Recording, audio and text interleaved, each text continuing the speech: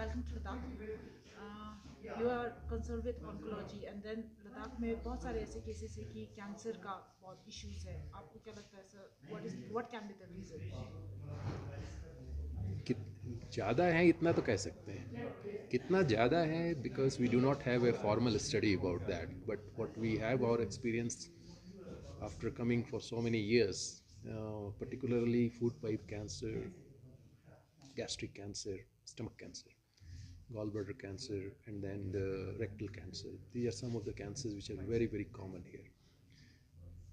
Probably related to, obviously, the nature of the lifestyle what the people have here, both in terms of the smoking habits, to some extent the prevalence of alcohol consumption, and also there are issues related to reflux.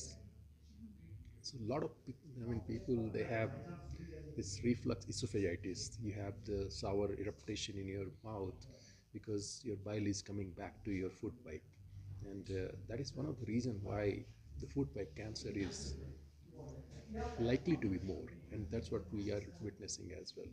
But it's hard to say or to pinpoint exactly why it is unless we have some formal study about that, both in terms of number as well as reason.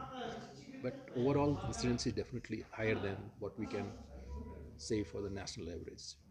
So this is your first time visit or you have visited? I have done that. I think I am coming here for fifth time.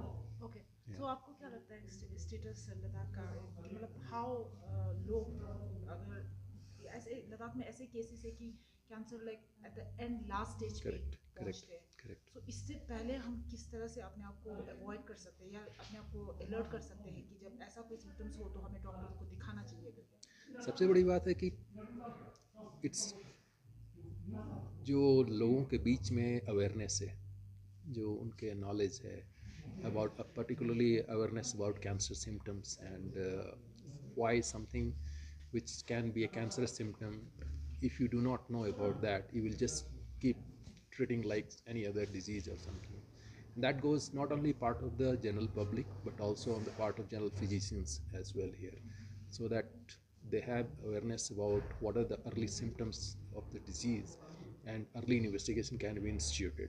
The biggest problem is that people who are lying or living in the far-flung areas, they have their own problem of coming to Leh, which is the biggest center for Ladakh, and till the time they come here, also because of weather conditions or because of the socioeconomic status, by the time they come here, symptoms have progressed so much that yes, that's true, and you are right that almost vast majority of them will be in very advanced stage. Many a times we are not in a position to offer them curative treatment, and the best thing is to increase the public awareness about that through mass media, through village level, through college level, so that at least people are aware about that. Once you are aware about your symptoms, at least you will go to doctor. You will not neglect it. That's what the problem biggest is. Diagnosis का status क्या बता सकते हैं sir, कितना equipped है यहाँ पे diagnostic की एक, मतलब पेशेंट जब उसके अपने लिमिटेशंस हैं, उसके अपने लिमिटेशंस हैं, इसलिए क्योंकि कई सारे डायग्नोस्टिक जो चीज़ें वो टेस्ट हैं या फिर इंटरवेंशन है वो अवेलेबल नहीं है यहाँ पर. उसके लिए यहाँ से या तो दिल्ली भेजना पड़ता है जांच के लिए, चंडीगढ़ भेजना पड़ता है, या दूसरे सिटीज़ में भेजना पड़ता है. एक एग्जांपल आपको दूंगा मैं, जैसे फूड पाइप का कैंसर है या फिर गैस्ट्रिक कैंसर है, एक्सेप्ट ले we do not have the availability of endoscopy. अब उसके लिए जब तक से आप एंडोस्कोपी और बायोप्सी नहीं करेंगे तब तक आप उसको कंफर्म नहीं कर सकते हैं कैंसर को. इसी तरह से अवेलेबिलिटी ऑफ सीटी स्कैन या फिर एक अच्छा ultrasound, it may be there in Leh but not in Zanskar, not in Nubra, not in different places or Kargil or so. So to the extent what we have similar for MRI, or also there is one investigation which is particularly used in cancer patients, something called PET CT, PET scan. And PET scan is something which is a very frequently used investigation, and we do not have it here. And certainly for all the cancer patient, that is a basic investigation. उनके monitoring के लिए चाहिए कि किसी को वापस cancer हो रहा है कि नहीं, या फिर अगर कैंसर सस्पेक्टेड है तो कहाँ तक फैला हुआ है, वो सब देखने के लिए। उसके सिवाय कई सारे एडवांस टेस्ट हैं पैथोलॉजी के जो कि अवेलेबल नहीं है यहाँ पर। So we need a very good pathology laboratory. We need a well-equipped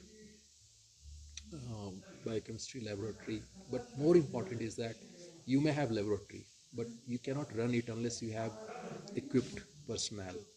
So you can have a big building, but unless there are people to run that, so we need to increase the number of people who are trained in all these tests so that they can come here and they can start the test at basic level, and then you can advance it further, because putting a test is one thing, but doing it correctly and running it perfectly, that requires expertise, and that's what we are trying to collaborate with the S&M hospital, trying to train them, trying to impart the at least the advanced knowledge about that, how to deal with such kind of patients, and slowly the transfer can be done so that people are at least availing their services here only. Sir ये cancer की कौन सी stage इस मतलब purely cure हो सकता है, जैसे first से सेकंड से जैसे? कैंसर के टोटल 4 स्टेज होते हैं, जी सर। 1 से लेकर 4 तक आप कह लीजिए। कुछ पेशेंट्स होते हैं जो वेस्टर्न कंट्रीज़ में या जापान वगैरह में, जो कि पहले स्टेज से पहले भी उनको पकड़ा जा सकता है, जिस प्रोसेस को बोलते हैं स्क्रीनिंग। सो आपको शायद कोई प्रॉब्लम नहीं है, लेकिन मुझे पता है कि इस एरिया में फूड पाइप का कैंसर, गैस्ट्रिक कैंसर ज़्यादा होता है, तो जो नॉर्मल लोग हैं उनको कोई प्रॉब्लम नहीं है, उनकी भी जाकर हम जांच करते हैं। और कई सारे लोगों में वो अर्ली स्टेज में मिलता है, इतने अर्ली स्टेज में कि जिसकी वजह से आपको कोई सिम्टम नहीं होगा, और जब तक से आपको सिम्टम बनेगा इसका मतलब बीमारी एटलीस्ट सेकेंड स्टेज तक आ चुकी होती है। सो उसके पहले उसे पकड़ने के लिए ये सारे स्क्रीनिंग के तरीके होते हैं। चौथे स्टेज में जाकर उसका मतलब होता है कि बीमारी शरीर के कई सारे भागों में फैल चुकी है और शायद उस स्टेज में उसका क्योर संभव नहीं हो पाता है। पहले 3 स्टेज में बहुत हद तक चांसेस होते हैं कि बीमारी को ठीक किया जा सकता है। सर स्क्रीनिंग कितना मुश्किल है कि मतलब लोग एज्यूम करते हैं कि कैंसर का स्क्रीनिंग जब करते हैं तो फर्स्ट स्टेज पे डिटेक्ट करना it's very difficult, is it? ऐसा नहीं है, एक्चुअली कैंसर का स्क्रीनिंग उसी पर्पज़ के लिए बनाया गया है कि so that you can detect it at early stage. It might not be the first stage, even if it is second stage, but most of the time you are able to detect that at first stage. और ज़्यादातर में actually उससे भी पहले आप पकड़ पाते हैं। सिंपल एक example, breast cancer, you have 1 centimetre mass somewhere, you are not able to feel it, lady is not able to feel वो अंदर में उसके गांठ है कि नहीं है। लेकिन एक मैमोग्राम हो या एक अच्छा अल्ट्रासाउंड हो, उसको आप पकड़ सकते हैं और बिना किसी सिम्टम के आप उसके बाद तुरंत उसकी सर्जरी से सिंपल क्योर हो सकता है। और इसमें फ़ायदा ये है कि सिर्फ एक तरीके से उसका पूरा का पूरा ट्रीटमेंट हो जाएगा, उसमें ना तो कीमोथेरेपी की ज़रूरत पड़ेगी ना तो रेडिएशन की ज़रूरत पड़ेगी। इसलिए जितनी जल्दी आप पकड़ेंगे उतने ही कम खर्च में, कम टाइम में और उतनी गारंटी के साथ उसका क्यूरेटिव ट्रीटमेंट हो सकता है। सर नेचुरली जो बहुत सारे कैंसर्स हैं उसमें से जो नेचुरली अपने आप को फर्स्ट या सेकंड स्टेज में, जो क्यूरेबल स्टेज में अपने आप कैसे महसूस कर सकते हैं कि कोई सिम्टम्स इस तरह के? देखिए, कैंसर के सिम्टम्स बहुत ही कैरेक्टरिस्टिक होते हैं, और ये अगर किसी को ध्यान रहे कि उस तरह के सिम्टम उनको आ रहे हैं और खतरे की घंटी बज चुकी होती है एक तरह से, आप उसके बारे में पता है आपको, तब आप ज़्यादा डिले नहीं करेंगे। क्या क्या सिम्टम है? कहीं से भी कोई भी ऐसा घाव है जो कि नॉर्मल दवाई से भर नहीं रहा है, लगातार बढ़ रहा है, कहीं से भी ब्लीडिंग का आना, उल्टी में ब्लड का आना, खांसी में ब्लड का आना, नाक के रास्ते ब्लड का आना, स्टूल में ब्लड का आना, ये सारी चीज़ें हैं जो कि आपको खतरे से के लिए आगाह करती हैं कि कुछ ना कुछ गड़बड़ है अंदर में और इसके लिए आगे जांच होनी चाहिए। उसके सिवाय जो चीज़ आदमी ऊपर से देख सकता है या महसूस कर सकता है, मैंने एग्जांपल दिया आपको ब्रेस्ट कैंसर का, जो कि आप छू कर पता कर सकते हैं कि हाँ यहाँ पर गांठ है। अगर छोटी गांठ है उसको भी आप छू कर पता कर सकते हैं। जब तक से वो बड़ी हो उससे पहले उसका इलाज कर दीजिए, सारा कुछ ख़त्म।